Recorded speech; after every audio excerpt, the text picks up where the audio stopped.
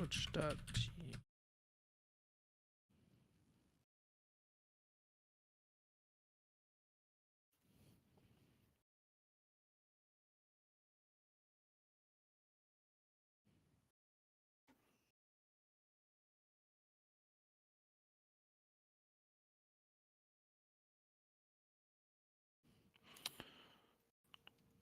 Bang. Okay, first major of the CDL 2020 season just wrapped up.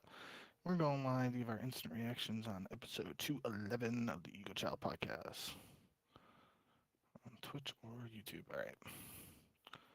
I'm hearing all the streams just popped up at the same time. That's funny.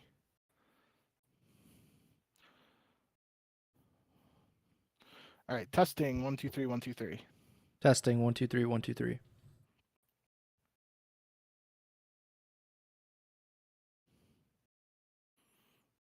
Good on Twitch.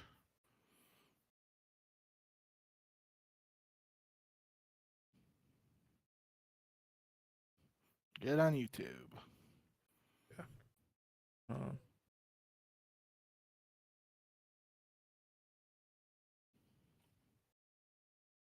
right. You ready to get started? Is there? Make sure that it's not playing in the background. All right.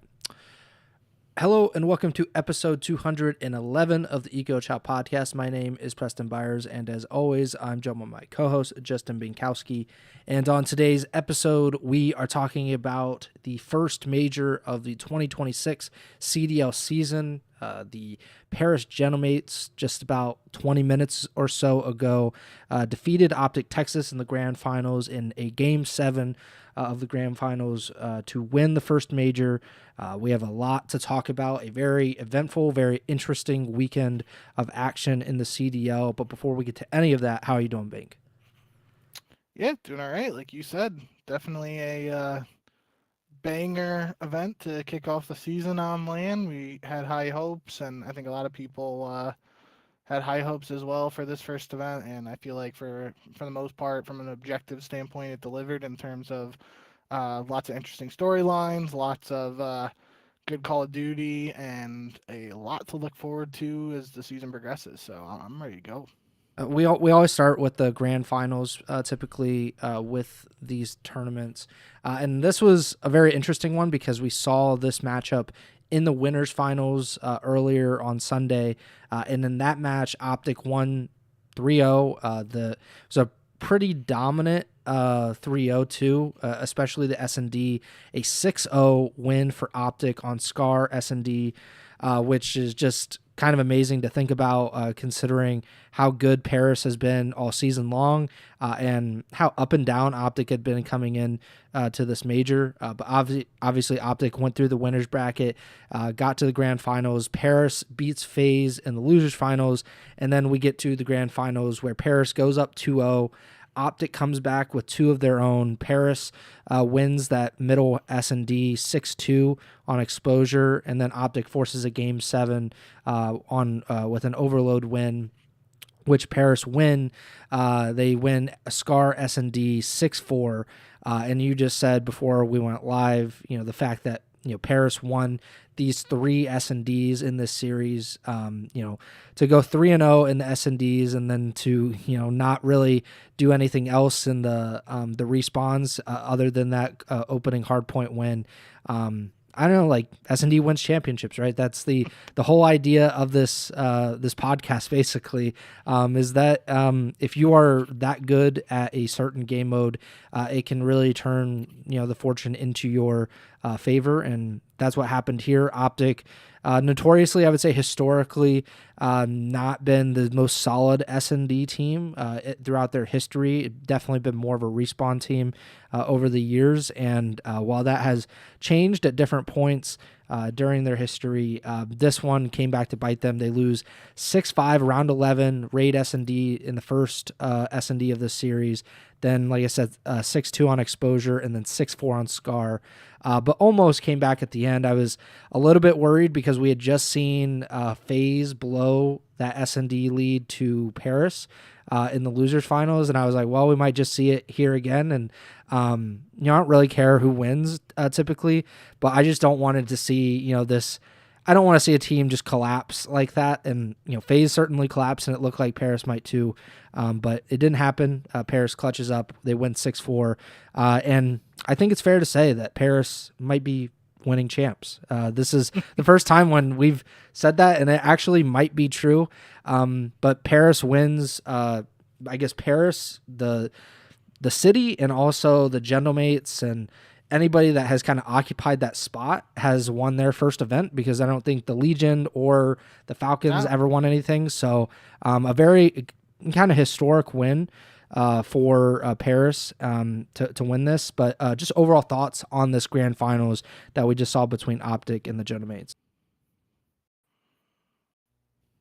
All right. All right. It should be coming back now. I don't know what happened there. YouTube is up. Okay.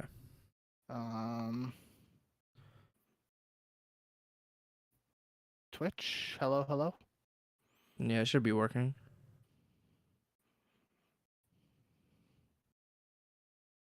All right, we sound fine.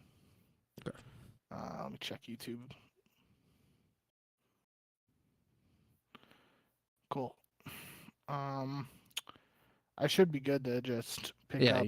You should the just pick start up. of mine. I didn't say anything of importance, so you can just cut out everything after you talked and then add in whatever I see here. Okay, 3, 2. Yeah. So I think it's pretty safe to say this is Paris's first championship, because the only thing that comes to mind would be they had one home series second place finish, I believe, during the MW 2019 season, when it was the COVID year, and it was the online home series where not every team was competing in every tournament. Mm-hmm. So it's been a long time coming, especially the Paris' winning champs crew. It's been a meme in our friend group for many, many years now. So this is a pretty historic day, all things considered, and obviously a lot has changed, as you alluded to, with the ownership of the Paris slot and team just changing hands multiple times now. But for Gentlemates and Gotaga and all those people involved, this has just got to be, you know, an incredible moment for them, and got to shout them out. And obviously the Gentlemates being with LAG last year, however that partnership worked and whatnot, it was a rough first year for them, but now getting that French association with the actual team name and stuff, I think the way it all worked out, having like that Paris name attached to Gentlemates for their first victory, probably feels a little bit sweeter than if they had won like as LAG mates or whatever that terrible name was. Mm-hmm.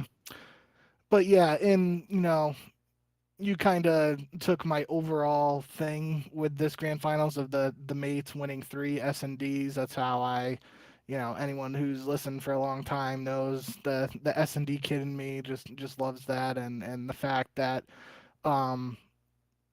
Gentlemates were able to win 3 S&Ds to take this finals was I was just like grinning from ear to ear. It was awesome to see it work out that way. But you alluded to it, 2 consecutive S&D maps for Gentlemates were the Game 5 against FaZe, and then the Raid S&D against OpTic in the grand finals.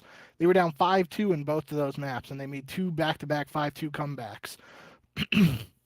And when they go up 5-2 in the Game 7 of the grand finals, I said, I texted Rule, and I was like, that it would be the most poetic justice or the most ironic thing ever if now, they Gentlemates pull off these historic comebacks and then they choke a 5-2 lead to lose the championship and OpTic win. So for Gentlemates' sake, I'm glad they were able to close it out. But that was the biggest thing really for me from this was the without getting too far into the actual tournament away from the grand finals, that winners final match between Gentleman and OpTic, it was Scar Hardpoint, Scar S&D, and Exposure Overload.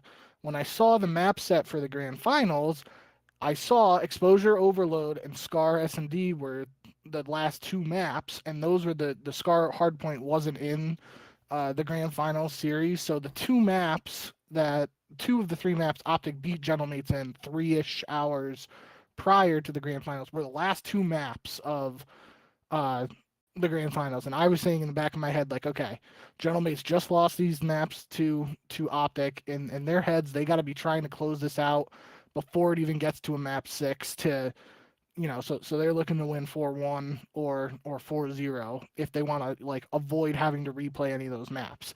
It gets to the game 7, and OpTic just beat them 6-0. It's not like that was another 5-2 comeback or a 6-5 sweat game. Like, it was 6-0. Dashy was piecing with the sniper. I think Shotzi, I mean, I obviously have it in the notes. Yeah, Shotzi went 10-2, Dashy went 8-0, and Hook dropped a donut for the win in the 6-0 victory, the Scar S&D. So I was pretty nervous for Gentlemates heading into that game 7, but they were able to, jump out to a lead, capitalize on some stuff in that map. I'm sure, I think I saw a JCap tweet saying like he wasn't a fan of that game 7, but he congratulated Gentlemates regardless of the mistakes or however he worded it. But game 7, everything riding on one S&D, it's probably natural for even some guys on that stage who are world champions to feel a little bit of nerves here and there. So yeah, I mean, just overall for Gentlemates, they won 5 straight S&Ds after that 6-0 loss on Scar S&D to OpTic. They won 2 S&Ds against FaZe, and FaZe had looked pretty strong in S&D at this tournament and leading up to that match against Gentlemates. And then they win 3 S&Ds against OpTic, and I think, the numbers don't support it. I'm assuming Breaking Point is up to date, including the major, but according to Breaking Point right now, Gentlemates are 15-5 in hardpoint on the year, 11-7 in search, and 5-8 in overload. And I think if you just told me those numbers and said like what I had to pick where the team's records were, I think the 15-5 makes the most sense in hardpoint, because that's what it felt like Gentlemates' strength was heading into this tournament. And they certainly played well in hardpoint at moments throughout this event, but it turns out they are a pretty good S&D team when it comes down to it. And 5 S&D, we've obviously seen some other, ironically, the LAG team that went on that crazy losers bracket run with Slasher and Asim and Spart and all them. They had a pretty good S&D streak themselves that was much longer than 5, but in my head and probably in the eyes of many other people, the fact that a team that many people likely considered a strong hardpoint team was able to win 5 straight S&Ds to clutch up and close out a major victory, that's a scary, that's got to be something that's in the back of people's mind and a scary thought going forward throughout the rest of the year. Paris only played 3 S&D maps going into the losers finals because they played 1 S&D map. They lost to Toronto. That was the only map that they lost in that series. They played LAT. They swept them, so they won the only S&D of that series. Like you said, they got 6-0'd in S&D against OpTic in the winners finals. And then they got those 2 S&Ds against FaZe in the losers finals. And that kind of basically served as a warm-up to what was going to happen in the grand finals, because to only play 3 S&Ds in like 2.5 days of action or whatever, 3.5 days, and then they obviously go into the FaZe series and they win 6-1, and then like you said, they come back from 5-2 to win round 11, and then rip off 3 S&D wins against OpTic. And I think it's just it's a really impressive win. I think it really validates what we have been saying even before the season, is that this roster on paper looked really, really good. Like, I was skeptical, certainly, of Sib, because Sib he probably had his worst season as a pro last year. Certainly as a team, in terms of team performance, certainly. But, we knew the talent of all these guys otherwise. And for this to all come together like immediately, like in the preseason, we were like, oh, they're actually really good. And that continued, even if they kind of fell off toward the end of the qualifiers. It seemed like they were a little more vulnerable, not nearly as dominant as we had come to expect of them. But when it came to the tournament, they looked like they were on their game. Other than that winners finals, they were pretty good. They 3-1 Toronto, 3-0 LAT. They beat FaZe. They beat OpTic. Those are, if you think about it, OpTic, FaZe, LAT, Toronto. Who are the top 5 teams going into this season? You would say those 4 teams plus Paris. So they beat all of what we thought to be the top 5 teams going into the season. They beat them all at the first major on LAN, and I think that's very, very impressive, especially because OpTic in particular had dominated their way to the grand finals. They had not lost a map going into the grand finals today. They 3-0'd the Falcons in the first round, 3-0'd G2, who had 3-0'd FaZe in the first round, and then obviously OpTic 3-0 Paris. So they had to have been feeling really good. This was their home major as well, so there's a lot of fans for OpTic, as there always are. And it just didn't matter enough, I guess. It probably mattered some, but it didn't matter enough. And, to go into, I would imagine this is a pretty hostile environment for any team playing OpTic in the grand finals, but especially at their home major in a game 5 or game 7 of a major. I think that's got to be one of the more hostile environments for a Call of Duty event that you can get. And Paris was able to win that. So I think that says a lot about the team and their mental toughness, that they were able to not kind of wilt under the pressure of that kind of match, especially for this being their first LAN together, other than that preseason LAN, the 4-team LAN that they did right before the CDL season started. So obviously congratulations to Paris. I think we'll be talking a lot about them as the season goes on, because we've talked a lot about them over the past 6 or 7 weeks or whatever it's been. And this is, I think, is a really good sign. We haven't seen a ton of teams, though, I should say, that win the first major and they end up winning champs at the end of the year. It definitely seems to be more favored toward the team that wins the last major, as you might expect, and bringing that momentum in. But Paris is obviously off to a otherwise perfect start to the 2026 CDL season. And I'm not going to say this is like make or break for Paris or anything, but one thing I found interesting in this series in particular that, isn't going to be looked at on the scoreboard or anything, and it might make its way on Reddit, and I'm sure people have posted it on Twitter and stuff, is NEPTUNE was pulling out some interesting jump spots throughout the finals in particular, and I think he might have used one in the FaZe match, or that might have been the start of the grand finals, and I'm blending those series in my head. Just a lot of Call of Duty this weekend, but that's usually something we talk about with like people saving stuff and spots for champs. And NEPTUNE, 0-4 in grand finals heading into this matchup, like he was not saving anything for champs. He was pulling out whatever he could within reason here in order to get that first championship, and that's something NEPTUNE named MVP. NEPTUNE gets his first championship after a year last year of multiple second place finishes.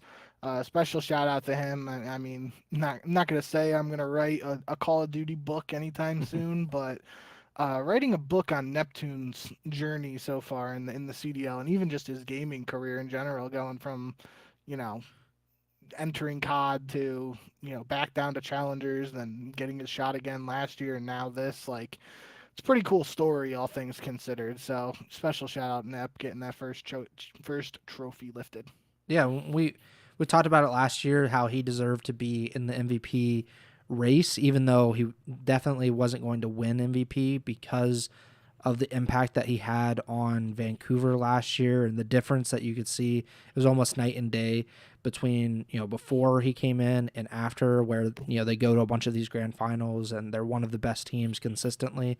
I mean, certainly in terms of grand finals appearances, they were the most consistent team in the CDL, even if they weren't winning those grand finals. And then this year, first tournament, first grand finals, first championship. That is an incredible story for him, and it's got to feel good for a lot of these guys. Sib, obviously he came into the league with the Seattle Surge back then, and they were like immediately competitive, and then he just was kind of like in the wilderness a little bit. He wasn't able to kind of break through with the championship. They were pretty similar to Vancouver in a lot of ways. That original Seattle team, where not original, but like the actual first good Seattle team, because they couldn't break through and they couldn't win the titles, even though they were pretty close. And then, obviously the duo of Ghosty and Envoy to get ousted from LAT after the number 1 seed last year and to turn up to the first event of the season and win that.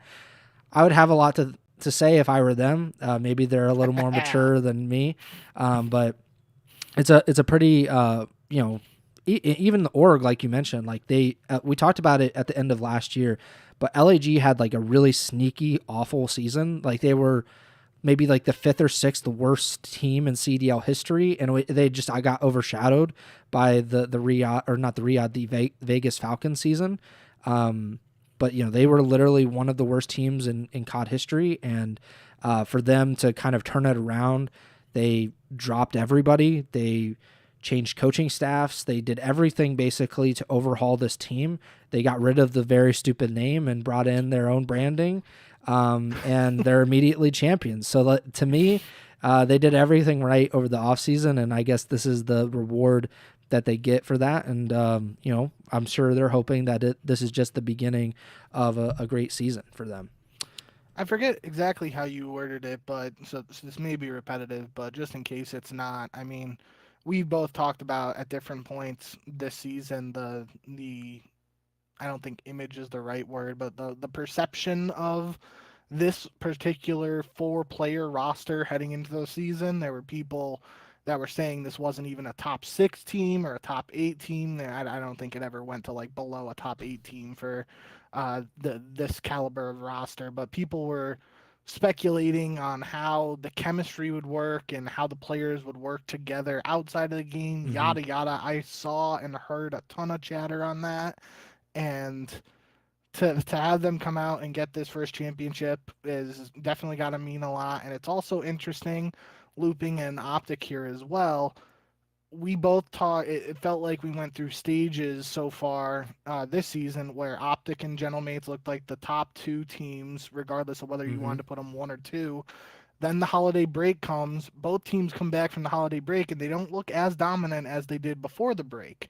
Obviously, things were a little worse for OpTic than GentleMates in that regard post-break, but to have both those teams get to the championship at the first major and sort of, in such a short span go from top tier to taking a little slump to back on top once it gets to LAN, that's got to be a good sign for those squads and kind of to prove that the start of the season wasn't a fluke and that they are still, especially for OpTic fans, because that's what a ton of people care about and stuff. And when OpTic struggles or goes through little stretches, everyone's all doom and gloom. So that had to, obviously Greenwall fans will be disappointed in a second place finish here, because if you're not first, you're last.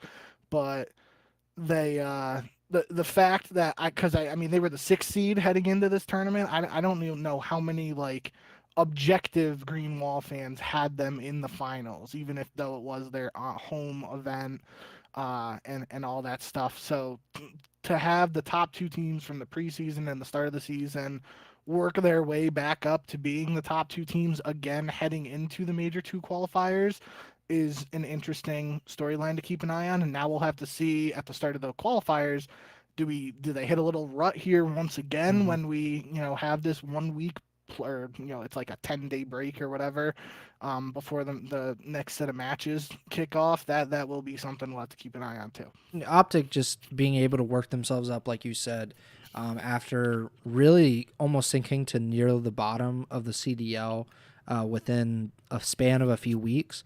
That is really impressive, and I think, if you are objective and you're just looking at it as kind of like a reasonable person, you have to think like, well, this is like a pretty good outcome for everything that went on since the break, to get second and to get within a few rounds of winning the first major. I think that's about as good as you can really get, considering you think like, so they start 3-0 this season. They were the last undefeated team in the qualifiers, the only team going into the break, and then they get 3-0'd by Vegas in their first match. Then they beat Vancouver, the worst team in the CDL, at least. We'll talk about it. They were the worst team going into this weekend. I don't know if they're necessarily the worst team coming out of it, but that's their only win of the qualifiers after the break, because then they lose 3-1 to LAT and then 3-1 to Carolina. They lost 3 of their last 4 matches going into this tournament, and then they rip off 9 straight maps to get to the grand finals of this tournament. That is like the OpTic experience where I've been talking about it. Like, it just doesn't make sense why it happens, but sometimes they just go into like a little rut. They go into the trough basically, and they're one of the worst teams for whatever reason, and then they can flip a switch, and then they are automatically one of, if not the best team. And I think they proved that this weekend. I'm sure it's going to be disappointing that they weren't able to pull off the win. And I think it's more alarming or more concerning that they weren't able to win any of those S&Ds. That's probably the biggest takeaway for OpTic in that grand finals. Not necessarily that they lost the series as a whole, but that they were able to control the respawns for the most part, but then just not be able to even pull off one of the S&D maps. Granted, one was a round 11, and you could really flip that, and it could have been an OpTic 4-2 win in this series rather than going to a game 7 or a 4-1 win, maybe even for OpTic. So a lot of good to come out of it, but yeah, OpTic, I'm sure, is very disappointed that they weren't able to win this series.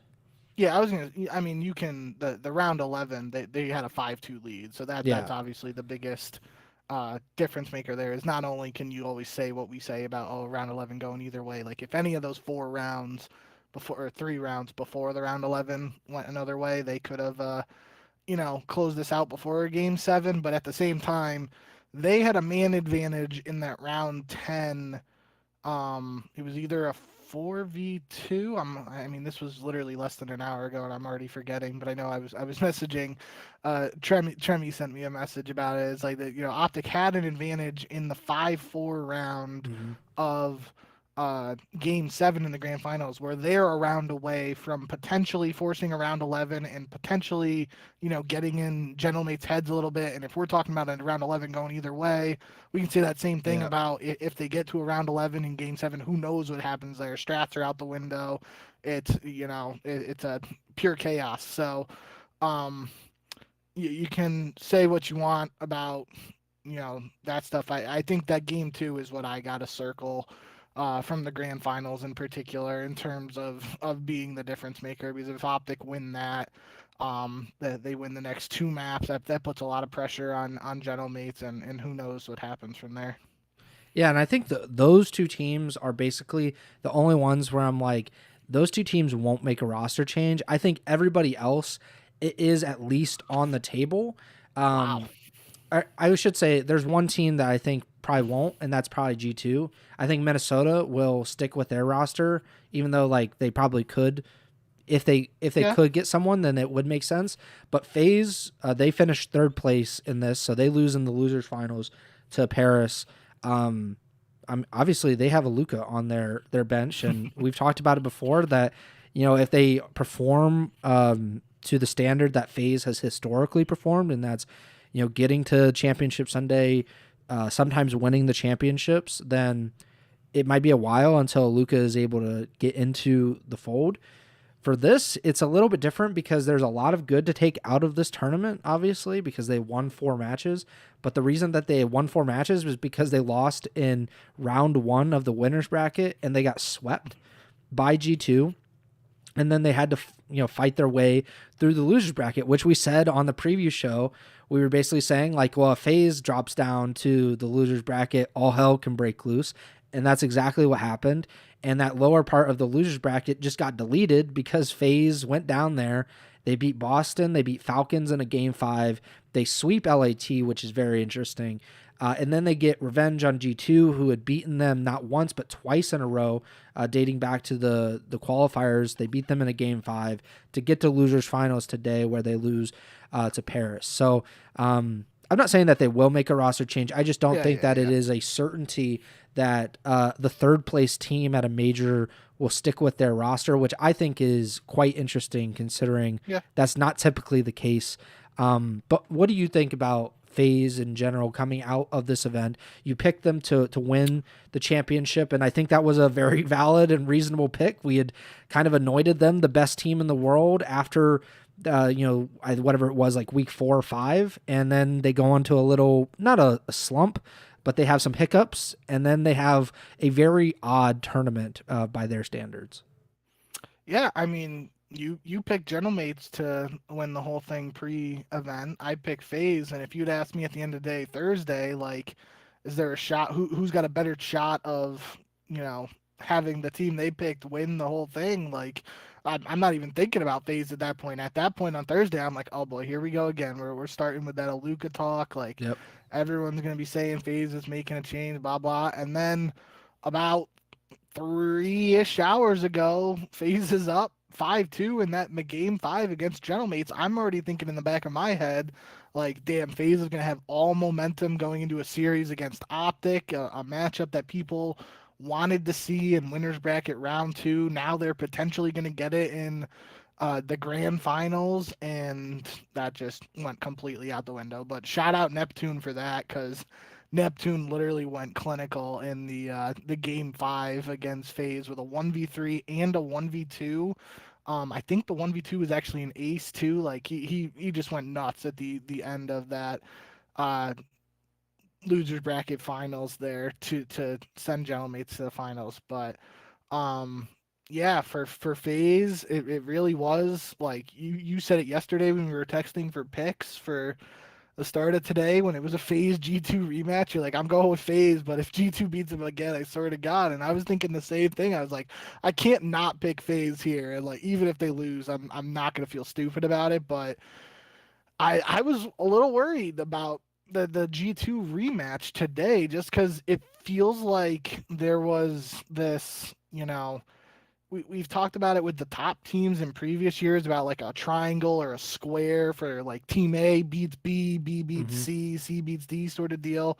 And it felt like maybe G2 just has FaZe's number this year. And, it was another really close series this time around that, it was a 6-0 in the final search. But before that, like, it was a pretty close series, and FaZe just was able to pull away in the end. But I mean, overall for FaZe, I think it's a very weird third place finish. Like, if you told me heading into this event, FaZe came in third, I'm like, okay, they probably win their first match and lose second round, and then they go on a little run there. I'm not expecting them lose first match, regardless of who it's against, and then rattle off multiple loser bracket rounds, have a 5-2 lead to punch their ticket to the grand finals, and then choke that and come in third. So it's a weird third place finish, but it is a third place finish in the end. Um, I was already thinking at that time when it was a 5-2 lead, like, I'm like, okay, 0-4 and Abuza are going to have their shot to win a championship. Once again, how's it going to turn out this time? Obviously, that narrative flipped to focusing on NEPTUNE for the part of the Surge roster from last year. But um, for FaZe, it's just I don't see them making a change now that they went on this losers bracket run. Um, the potential is certainly there in terms of them considering it. I don't really think I think at the start of this tournament, if I'm not mistaken, maybe the first match against G2, I think Draza had a little bit of a stinker, if I remember correctly, a .81. It wasn't even the worst on the team, though. It was him and Abuza both had 47 kills, which was the lowest for the team. But I think Draza showed up in a lot of big moments for this team in this losers bracket run. And I think that's obviously the name that people have associated with Aluka, whether that's actually who FaZe would drop if they wanted to bring in Aluka or not, we don't know. But that's like been the perception, and I think Draza did show up when it mattered most, especially earlier today in several matches. So I'm not sure where FaZe goes from here. I have a feeling they stick. I do think I don't want to jump too far ahead, but the one thing I was thinking about, I felt like 0-4 did struggle at times statistically for um for FaZe this weekend, and I think that's probably just a part of his like play style. I think even when he was playing on Surge last year and when he first got his stint at the end of the previous season with Vancouver, he was kind of like this, like, you know, super make or break type of player that it wasn't to the sense of some of these other guys where we talked about inconsistencies and stuff like that. But it felt like sometimes he would really pop off and then other times he would struggle, but he's still getting engagements because that's just his play style. And I thought maybe that's like, he's trying to get used to a new sub duo with Simp, yada yada. Who knows what the case may be. Um, but in terms of a potential roster change, if FaZe really wanted to do something, the one name I'm gonna look at myself right now is Joe Deceives. And again, I don't want to get too far ahead on some of these other teams, but that would be a major domino to fall if something were to happen where Toronto decides to make a change and that change be Joe Deceives. And if he became available, I think FaZe would potentially try to consider going after him because he's been, super solid over the last year and change. And I think that would be, I think an outside change as a result of other teams potentially making moves is more likely than a Luka just coming into the roster. Yeah, I don't think they'll make a change personally after this. I think they will let it ride a little bit and see what happens. Maybe they make it during the Major 2 qualifiers. We talked about it before, but every team is going to play 11 online matches. So that gives them a lot of time, a lot of matches to kind of make that decision about what they'll do, if they will do anything with their roster. But I just wanted to note, like, it's important to talk about like how inconsistent they were in S&D this weekend, and that's their definite weakness right now. If you look at in just the land matches, they played 25 maps on land this weekend, which is pretty crazy because that's like almost as many as they played online so far this season. But they were 14-11 in the maps in total. They were 4-5 in S&D this weekend. Wow. And they were 0-3 in round 11. So they lost to Falcons, they lost to Boston, and they lost to Paris, all in round 11s. Granted, they beat Falcons and Boston in those series, so it didn't end up really mattering. But of course, that Paris one was a dagger because if they win just that one round 11, they go to the grand finals and they play OpTic, and who knows what happens with that matchup. We've seen FaZe come out on top a lot in the past against OpTic in on LAN or online. But yeah, like 4-5 in S&D this weekend. That means they were 10-6 in respawns. We've seen it before with FaZe. Like they have gone up and down. Sometimes they've been an S&D like perfect team where they win 70-80% of their S&Ds. I think last year it was where they had won like 90% of their S&Ds on LAN until like Major 3. I remember talking about that where it was just like they're 25% better in search on LAN than any other team in the league. But this year it seems to be kind of like they're a respawn team so far, at least on LAN as far as we can see. And then S&D, it's kind of hit or miss. It's a coin flip, which is a very dangerous game, as you can tell. Like if OpTic is a better S&D team, maybe they're able to win the grand finals today. If they're able to take one of those S&D maps, maybe the result is different in terms of the series. So it is it's obviously unfortunate for FaZe to blow that lead, but that might be a Paris thing, maybe not a FaZe thing. I'm very interested now that you said that because I said it when I was looking at Breaking Point for Gentlemates earlier. So Breaking Point right now has FaZe this season at 10-10 in Hardpoint, 11-7 in Search, and 9-4 in Overload. So I'm not sure if the Breaking Point numbers are updated with everything from this major yet, because I mean 18 S&Ds and 20 hard points, like that seems like the right number for qualifiers plus the major. But I mean that's kind of weird, like a record breakdown if they still are 10-10 in hard point, but they had a majority of their losses this weekend were in S&D. So that in my head, I felt like S&D hasn't been my major concern with this FaZe team, at least early in the season too, when they were playing like those preseason tournaments and stuff. It looked like they were a step behind some of the other teams in hardpoint, and that's what something we talked about with that the trio or the famous Atlanta FaZe quad team, whatever you want to call them. I almost said dynasty, and I didn't want to go there because that stir up some shit with other people. But um, yeah, I think the S&D, especially when you got someone like Simp, like I'm not super worried about the S&D. I think Abuz has been pretty solid with the snipe too in S&D. So I think if that was technically their worst mode this weekend, that actually makes me feel a little bit better about this FaZe team, as long as that doesn't continue, because I don't expect that to continue.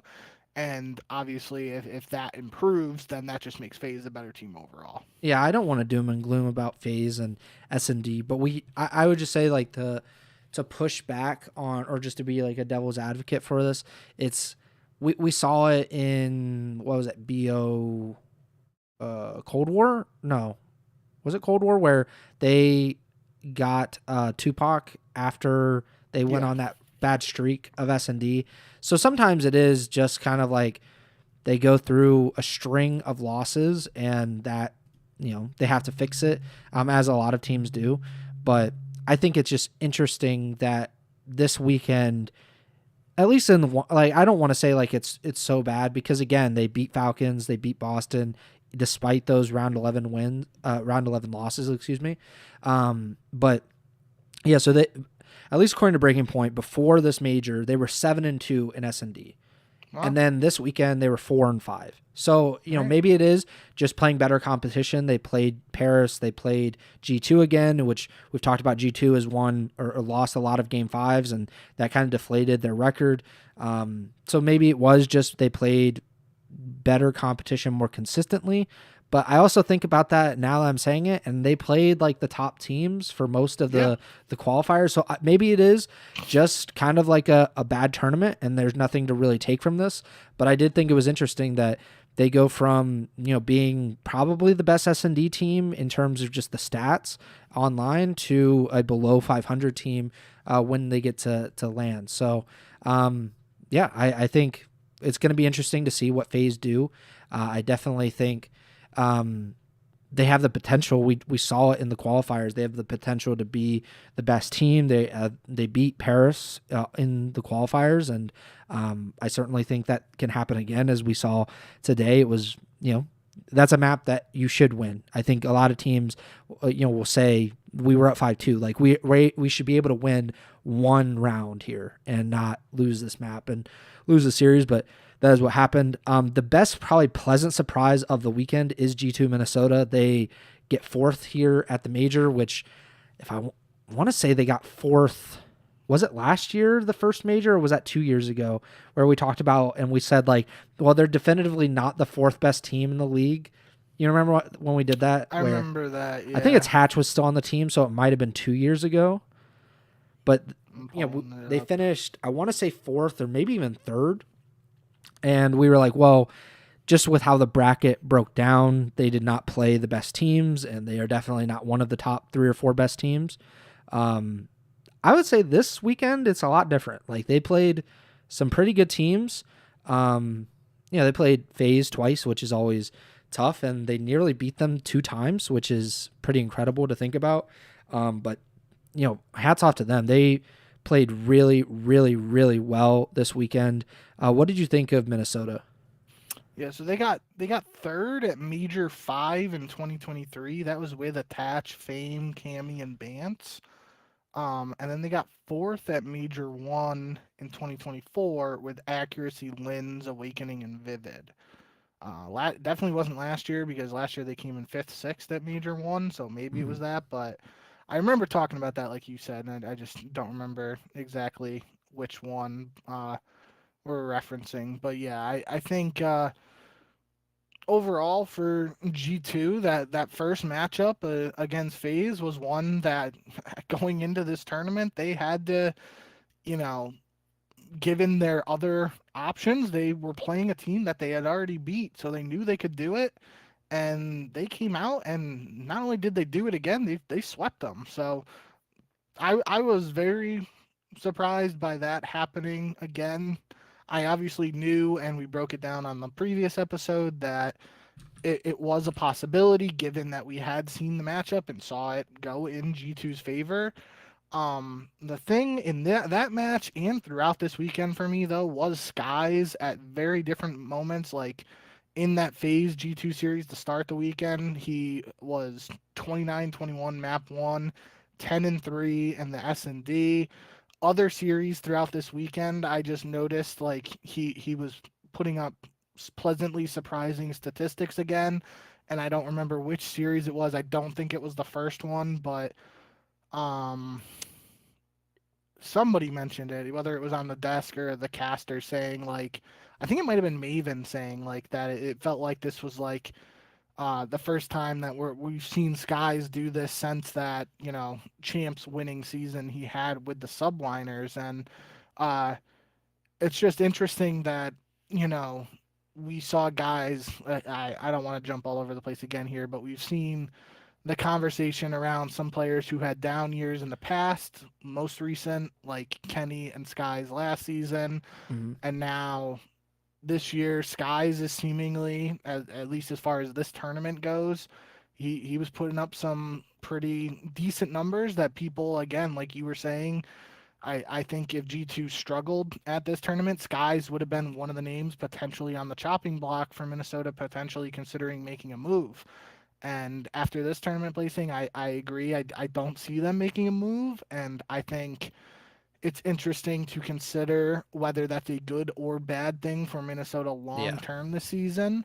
But as of right now, I mean, you can't blame them for not wanting to consider to make a move if that's what they decide to do, just because of how Skies played this weekend. So, you know, shout out Skies for showing up and doing his thing on land once again. I thought Kremp, Estriel, and Mamba, they all, you know, I'm not going to compare it to the trio last year on Minnesota that I was saying, like, you know, they would pop off at one moment and the other guy would have an inconsistent performance or that sort of thing. There were some moments like that where that sort of felt like what was happening, and that I would be lying if I said that that thought didn't cross my mind.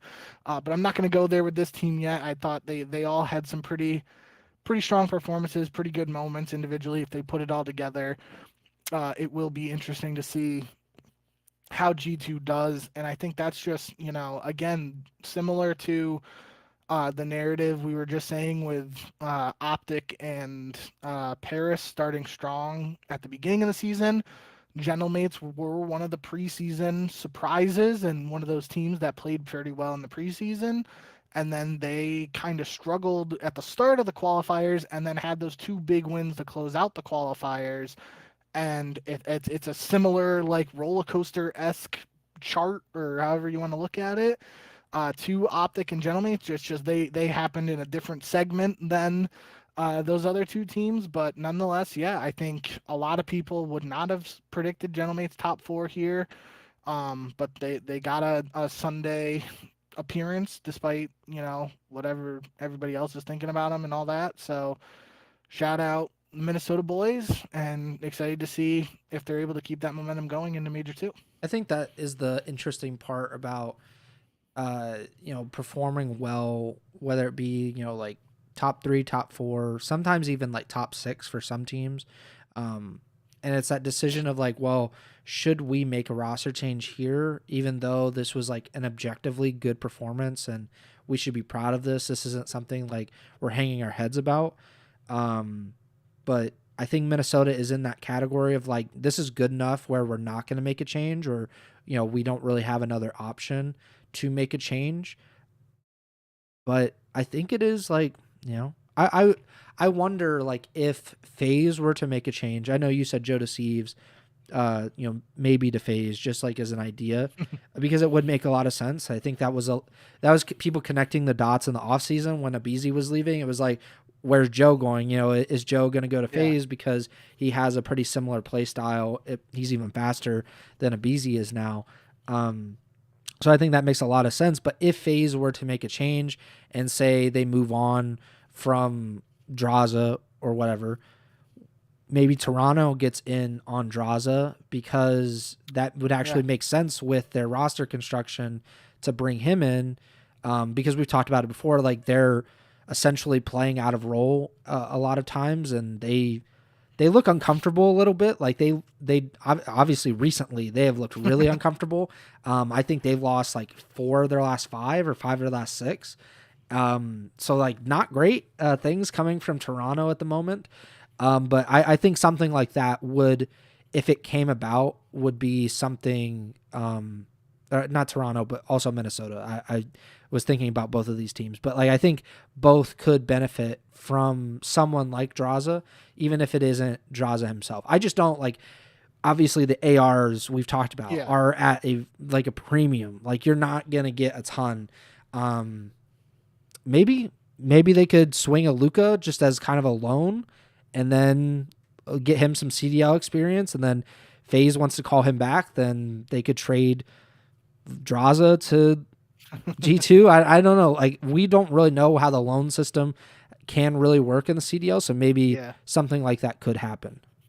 The interesting thing to consider too, I know we're kind of jumping all over the place here, but when the reports came out on the NEPTUNE substitute role with LAT, it was allegedly like a stipulation or whatever that, NEPTUNE has to be chosen to enter LAT lineup by a certain date after Major 1, or if he isn't used, then he like becomes a free agent again or whatever it is, whatever the technical term there is, because I mean, it was never like officially announced or anything, like NEPTUNE's role on LAT. So, that could be an interesting development there in a world where LAT decides to not make a change, or they decide to make a change that doesn't involve NEPTUNE. Potentially NEPTUNE could be an AR option on the market from challengers. A little, challengers update here in the middle of the show. The one of the Saudi teams, Rock Esports, won the Challengers Open. So that was Kix and the Doom guys, who at least one of those guys that was like D7OM or whatever was like, however you say it or whatever. One of them appeared for Falcons last year. Obviously, Kix did, and then had to take the mental break or whatever his situation was. So it's cool for him to win this Challengers event, but they most likely won't be options for any teams, considering making a change here because of the lack of a language barrier and potential visa issues, I would assume, all that. So the challengers options for some of these teams, obviously Bush came in second, so potentially Spart or Fire, Proloot, Capsule. Obviously Capsule is more of a sub in my eyes, but he's fried all challenger season. And then the Huntsman team did come in fourth.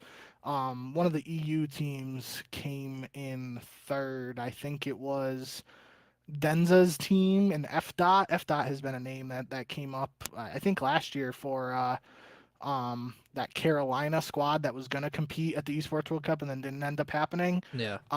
But long-winded way of me saying here that 2 of the teams in the top 4 of the challengers portion of this tournament are most likely non-options for CDL teams at this particular moment because of the visa stuff for EU and Saudi players, presumably.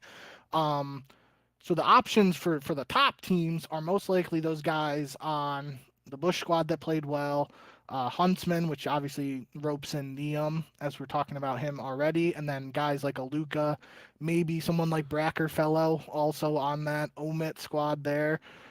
So there are some options in challengers, but because of the way the tournament shook out this week, like technically, we've talked about it in previous years where like the team wins the first challengers event and then immediately that roster gets poached. That's most likely not going to happen here unless the Riyadh Falcons decide to switch things up. And then I don't even know how that would work because it's not like this is one of the Falcons 2 academy teams. This is a different Saudi team. So maybe they wouldn't want to do a trade or, something of that sort. I'm not sure. Yeah, I don't know what the the logistics are. I imagine like I personally think we need to like standardize like the contracts in the CDL and in challengers. So if a player gets signed by a CDL or has like the CDL team has interest in signing a player to their team into their main roster, then they could basically just break the contract of the challengers player and like pay a buyout, obviously, and then bring them up rather than like, we've seen it before where challengers team and some CDL teams that just have them on the bench are like, no, we're good. Like, we're just going to keep them there and we're just going to kind of let them rot away. Especially in challengers, that's even more disappointing. So I hope that, if that happened, if they wanted to get one of these players, then they could. I think the loan ideas are interesting. Like if they could loan players and then just kind of see what happens in the major 2 qualifiers. And then if Falcons, for example, has interest in signing those players, then they could buy those contracts or obviously it could be worked out. I just think like a lot of teams don't want to really worry about like the hassle of that. And especially like you said, if Niam's deal is truly like he is basically free if he doesn't get called up to the main roster, that forces the hand of these CDL teams. And I'm sure they don't like their hands to be forced quite often like that. I also think that is a good segue into LAT as we talk about it, because they had not a horrific tournament because they did win one match, but they 3-0 Carolina out of the gate, which is just a very interesting matchup and result considering what we saw last weekend. And then they get 3-0'd by Paris, and then they get 3-0'd by FaZe. So I don't know how great to really think about this because them beating Carolina seemed pretty awesome at the time. And I thought after Thursday, okay, maybe LAT is back. But then we also saw Carolina on Friday get beat by the Vancouver Surge 3-1. And then obviously LAT goes and they get swept in back-to-back series. Carolina gets out with a double first round appearance. So how do you kind of think about LAT and their performance, considering just taking into account, I guess, Carolina's performance as well? Yeah, so I had 2 different people mention to me by the time LAT were eliminated from this tournament that Kenny has to go now, right? And my response to both of them was that There's a reconnection successful, so might take a few minutes or a few seconds to come back up. Is it just your internet? I guess, I don't know. It's crazy. Because I'm not dropping any frames or whatever, but yeah, it'll just go down. But yeah, it probably is. All right, I think it's back. It says it's streaming. Yeah, we're good on Twitch. I'm checking YouTube now. Blake said good now in the YouTube chat. I appreciate you, Blake. Yeah. I will just start from the top of that, and it should be good again. Like you could just cut whatever. Yeah, that's fine. Didn't save for me. All right, 3, 2. So I was asked by 2 separate people after LAT's performance to end this turn. I've never got anything less than like full bars. I think it's up again.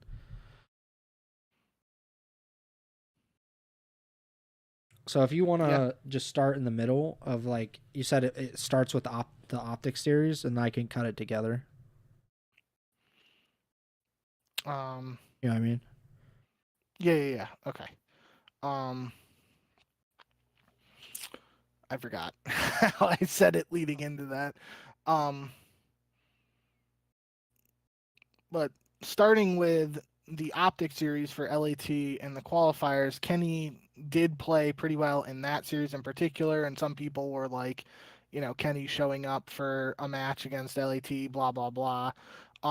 But truthfully, it felt like to me that was almost like a turning point for LAT and for Kenny. And we heard from some of the players, I think it was quotes from Scrap, or maybe it was a Beezy, or maybe it was even Kenny, saying stuff like post-match that they needed more time to figure out how to work together and that sort of thing, because that's been the main subject that we've looked at with this LAT team is like the talent is there. How can they put it all together?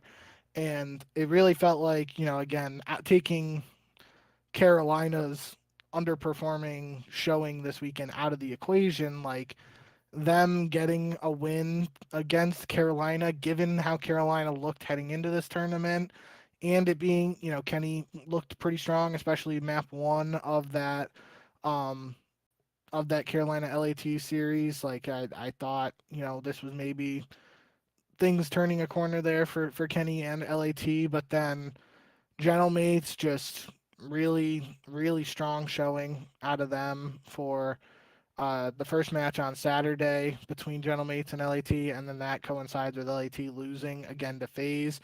And it's really tough when it was not Saturday wasn't a good day for LAT, obviously, Mm-hmm. because they go 06 map count. But Kenny did struggle individually in some of those maps, and that's always when that was already under a microscope heading into this tournament and stuff. It's just going to be amplified even more when it leads to a disappointing result for a team like LAT. Um, so honestly, it feels weird to say, but I wouldn't be surprised if LAT didn't make a change here again. I think I think it's more likely that they will, just because like I feel like Scrap and Hydra in particular are just like, okay, we just got to figure this out and got to get a win here.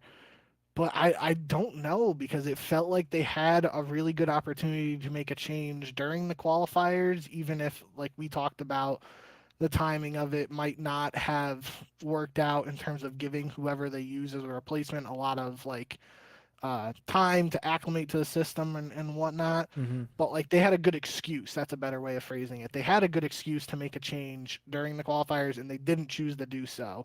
They have another good excuse to make a change here as well. And I don't know if they're going to take this opportunity to do that. I do think, you know, I certainly would not be surprised if they did decide to make a change, but it feels like it's a weird situation where the squad obviously wants to win, but it feels like they want to win with this set of four guys, and I don't know. I think they should make a change. I don't know if Neum is the answer, or if it's a similar situation to what I hypothetically outlined earlier, where like some other domino has to fall in order for them to pick somebody up that they would actually want to team with. But I at end of the day, it's gotta, whether Thieves decide to make a change or if they want to or not. This sucks for Kenny in general, because I said it on one episode, probably during the preseason stuff. This guy went from winning champs and being considered a top 10, top 15 COD player of all time to having like a year in an event, or, a year and change now of just like up and down, but a lot of down performances. And it really, for somebody of his caliber of a player, it's got to be frustrating for him. And I know he wants to go out and win, and it just sucks that it's got to potentially be a situation again. We even heard it last year where he was the one saying like that when I think it was during the process for OpTic last season, where it was during that 0-18 stretch, and Kenny Mm-hmm. was like, he was willing to step down, and somebody said, like, maybe it was Shotzi. I'm getting everything mixed up in my head. Somebody told him like, no, like, stick it out, and then Kenny eventually, they obviously make the change. But it's like, you know Kenny isn't one of those guys who's like unaware of what's going on, or like super egotistical to the point where it's like, oh, I'll shake this off and it's not gonna matter. Not you like this stuff's got to get to him to some extent, and I just feel bad for him, like in terms of what this means for him as a player and his legacy, because he is, one of the top 15, top 20 Call of Duty players, undisputed. And then obviously there's some people who would potentially rake him even higher if the last season plus didn't go the way they have. And even with the way it's happened, some people might rank him higher. So to have the things go this way lately for him has got to feel bad. But and I really, like I said, I really thought, especially as of the OpTic match and the qualifiers, I thought things were starting to turn a corner there for LAT. But it is worth mentioning too that it's not like, they had an '06 map count on Saturday. The two matches they lost are to Gentlemates, who won the whole thing, and FaZe, who were on a heater in the lower bracket and get third place. So it's not like they lost to, scrub teams or anything. It's another situation. Gentlemates has had their number so far this year. I think FaZe beat 100. Yeah, because FaZe or no, didn't. Yes, FaZe beat. No, LAT beat FaZe in their first match. That was the only loss of FaZe of like that Power 5 start to the qualifiers. So yeah, I mean, it's not like they're losing to some of the bottom teams to get eliminated here, and I think maybe that could be taken into consideration when they're deciding if they do want to end up making a change. But they will definitely be on everyone's radar now over the next week plus in terms of what they're doing, whether they are or not making a change, and what they decide could have massive ramifications on this roster mania period as a whole. Yeah, I think there's an awful lot of hand wringing about dropping Kenny, and this happened last year too, like you said with OpTic, right? Because and I could see that more than what's going on with LAT, but they were coming off of a world championship, and he had been like really instrumental in getting them to that point. But at the same time, I think like sports, and I'm looping in esports as well in this, like you have to take the emotion out of it a lot of times. Like when you're building a roster or you're making roster changes, whether you're cutting players in the NFL, you're making trades in the NBA, whatever it may be, and then obviously this extends to the CDL, that you can't keep that emotion with you a lot of times, because it can cloud your judgment and it can lead to wrong decisions. And I think it was the wrong decision for OpTic last year to kind of let it get as bad as it did. And really, like, they were like very against making that change, like you said, with the behind the scenes stuff. Like they were like, he kind of wanted to get out because I can't imagine how bad that is mentally to be like on the most popular team, on the defending world championship team, and yet there are people like, seeing you drop 0.3s like in a match, like I can't imagine how annoying that would be, and how bad that can be for you mentally.